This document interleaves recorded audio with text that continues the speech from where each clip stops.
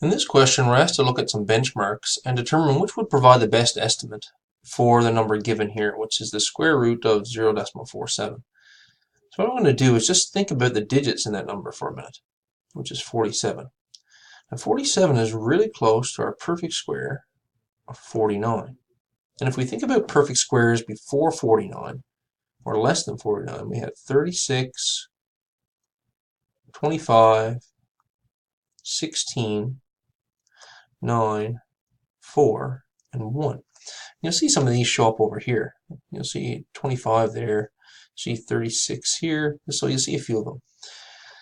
Now 47 would fall right in between 36 and 49. So what follows from that is that we can say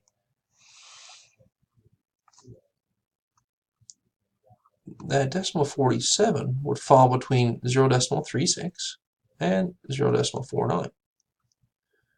So what we've got now is we've got a perfect square below and a perfect square above the number we're trying to estimate. And we can see that's choice B here.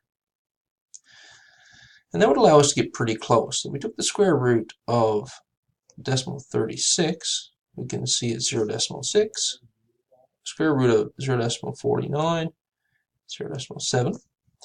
So 47 is really close to 0.49. So we'd probably estimate somewhere around 0.68.